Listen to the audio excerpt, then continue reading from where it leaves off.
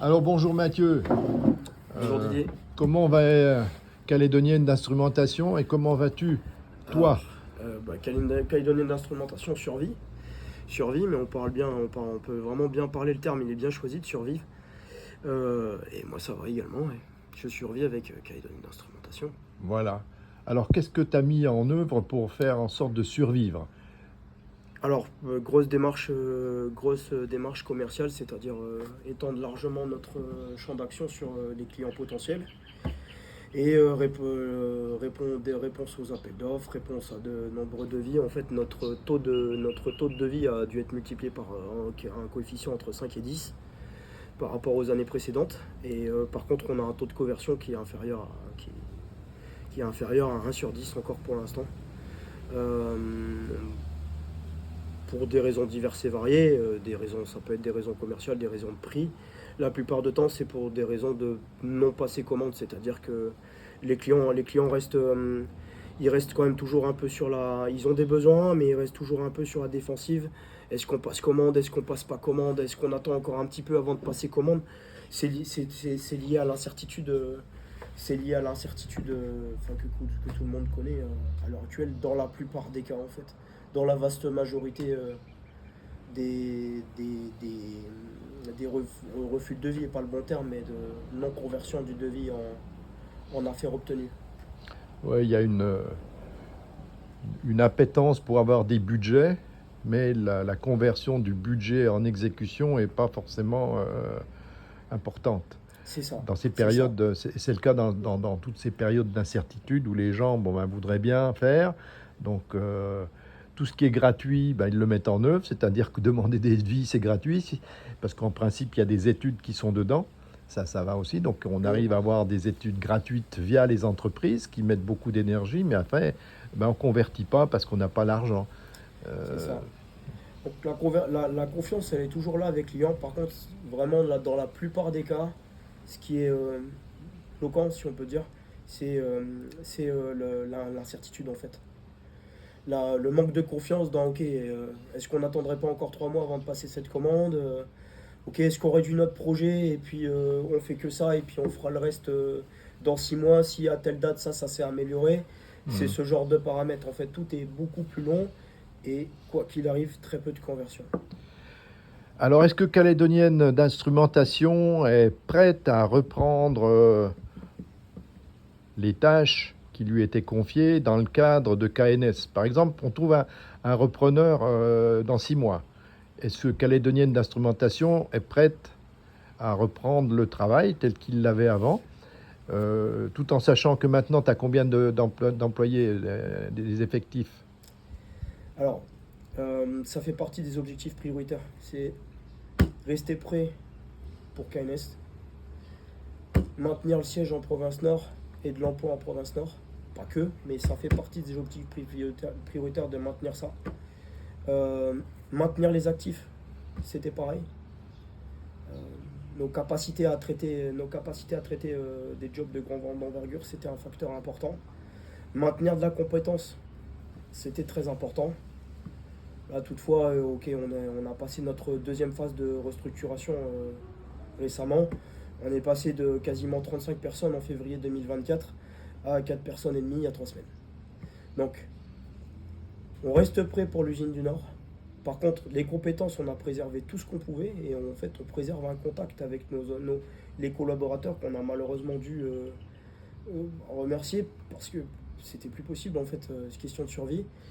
Pour pouvoir être prêt, par contre, on sait qu'on va en perdre de la compétence et le vrai sujet, ce sera ça, ce sera de pouvoir remonter en puissance en termes de ressources humaines quand ce sera le moment. On s'est préparé autant que possible pour ce faire.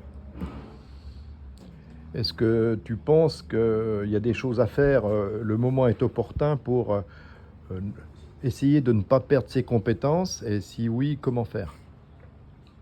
Alors, le moment, il est plus que jamais opportun et j'ai envie de dire que j'ai l'impression qu'il est même je parle pas à mon échelle, mais il est même globalement un peu tard pour le territoire. En fait, la fuite des compétences, elle a déjà eu lieu, elle est déjà plus que très entamée. Donc, l'attractivité, elle est plus du tout la même pour toutes les raisons qu'on connaît.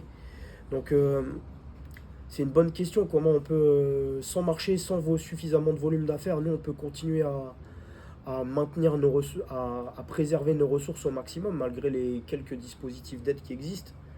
Ils ont le mérite d'exister, mais c'est pas eux qui vont nous sauver la vie, hein.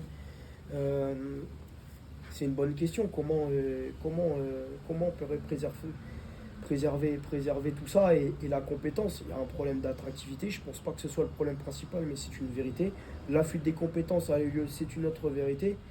Et ensuite, maintenant, c'est comment préserver tous les noyaux durs restants. Bonne question, hein. Il faut de la commande. Il faut de la commande. Je pense que nous, les entrepreneurs, ça fait plus d'un an que ça dure tout ça, hein, au moins pour les gens touchés par la crise du nickel, hein. Nous, entreprises du Nord, si je peux me permettre, hein, il y a des gens qui ont d'autres problèmes. KNS, en fait, la fin en février, c'était le gros coup à passer. On va pas se mentir, nos volumes d'affaires là-bas, ils étaient vraiment très importants. Sans volume d'affaires, ça me semble compliqué d'arriver à préserver de l'emploi et donc de la compétence. Et pour avoir du volume d'affaires, il semblerait qu'un des points majeurs là en ce moment, ce soit de retrouver, ce soit que entre autres nos clients ils retrouvent un petit peu la confiance dans l'avenir. Donc je suis pas sûr que les réponses je suis pas sûr que les réponses principales soient dans nos mains. Nous, entrepreneurs, on a fait des actions et on peut continuer à en faire. Par contre, là nous, à mon sens, maintenant on est dans le micro, alors qu'on a besoin d'autres acteurs pour gérer le macro. Il nous faut de la visibilité, il faut de la visibilité pour tout le monde en fait. Il faut de la visibilité pour tout le monde. Après, en attendant, les gens qu'on conserve, il faut qu'on maintienne leur niveau de formation. Ça peut être compliqué, hein. Si on n'a plus de job technique, maintenir les gens en activité au bon niveau, ça fait partie aussi des jobs un peu, des aspects un peu particuliers. Moi, j'ai déjà un petit peu expérimenté là. Qu'est-ce qu'on peut faire de plus? Non, c'est sûr, des petites actions, pas de doute. Est-ce que tu penses que l'exportation peut être un levier ou pas? Oui, bien sûr, j'en suis convaincu. On a participé à la mission BTP pour le Vanuatu, par exemple, taux de conversion trop faible, mais en fait, il fallait bien commencer quelque part. Puis c'est des actions un petit peu sur le long terme. Ce qui se passe sur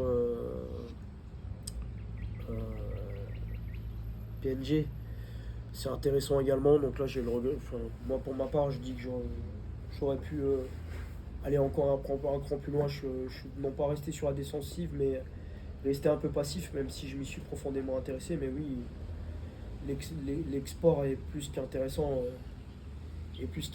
Pour l'instant. En attendant, on n'a pas de bien meilleure solution. Après, il faut avoir de la ressource humaine exportable. Il y a certaines qualifications qui le sont et d'autres absolument pas. Absolument pas. Disons qu'ils n'ont pas de valeur ajoutée en fait. Alors, pour conclure un peu, tu as une vision qui est plutôt optimiste. Maintenant, comment l'AMD peut-elle t'aider, ou qu'est-ce que tu attendrais de l'AMD pour un peu aller dans le sens de ta stratégie à court, moyen, long terme? Alors, l'AMD a fait déjà sa part sur la partie de l'export, et donc j'avais notamment participé à une des réunions sur PNG.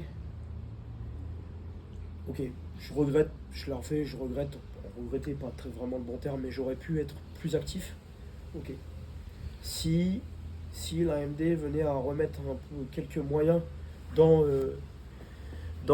quelles sont les pistes à l'exportation, comme la CCI l'a fait avec le Vanuatu par exemple, là, récemment, il y a d'autres exemples. Je pense que ça peut être intéressant là, de rebooster un peu ça. Disons que nous on fait des actions de notre côté, mais tout seul on est ce qu'on est. Avec le groupement derrière, c'est le collectif, c'est la force du collectif pour faire avancer potentiellement certains aspects plus rapidement. Après, effectivement, il faut sauter dans le train aussi, il ne faut pas le louper. Ok. Ça, je pense que ça peut être intéressant. Après, je ne sais pas comment l'AMD peut participer à régler le problème de la visibilité. Euh, la visibilité sur les volumes d'affaires, sur ce qui va s'améliorer, pas s'améliorer. Je vois pas comment est-ce que l'AMD peut aider là-dedans, mais si quelqu'un avait cette baguette magique, ça serait intéressant. Bah, disons, sans avoir la baguette magique, Mathieu, euh, nous, un des problèmes qu'on a en Nouvelle-Calédonie, bien sûr, c'est la mine et la métallurgie. Donc, il faut absolument que cette activité reprenne. On avait fait une présentation à l'époque du secteur minier, etc. Et on en avait déduit que finalement, le gros frein en ce moment, c'était l'acceptabilité de l'activité minière sur le territoire. Parce que les problèmes qu'il y a de blocage, etc., on peut dire que c'est des microcosmes qui interviennent, mais généralement, globalement, c'est une histoire d'acceptabilité de l'activité dans son sens. C'est pour ça que l'AMD va faire, donc en courant en juillet, un séminaire, pas un séminaire, oui, un séminaire à l'université de Baco consacré exclusivement à l'acceptabilité de l'activité minière en Nouvelle-Calédonie et peut-être dessiner quelques pistes pour améliorer ça. Ça, c'est la première chose. Et sache que l'AMD s'est rendu pendant 9 jours au Vanuatu, c'était il y a 2 semaines, pour justement pour avoir des contacts au niveau formation, mais qui dit formation dit aussi développement des affaires. Et donc c'était fait avec implantation du passeport sécurité, etc., des jeunes qui vont revenir ici dans le cadre d'une convention. Et on est sollicité, là, l'AMD, pour aller assister début juillet en Papouasie-Nouvelle-Guinée à un événement sur les mines, etc., et l'industrie en Papouasie-Nouvelle-Guinée. Donc on va peut-être refaire une mission là-bas, puisqu'il y en a une qui était donc prévue en juin de l'année dernière, qui a été annulée suite au problème qu'il y a eu en mai. Voilà un peu les actions de l'AMD qui sont prévues dans les mois qui viennent. Donc espérons que tout ça, ça va contribuer à redonner de l'attractivité, le moral à nos entrepreneurs qui en ont bien besoin. Visiblement. Voilà, ok Mathieu, bah merci pour ta contribution et puis bonne chance et bon courage et à bientôt. Merci l'AMD, merci Didier.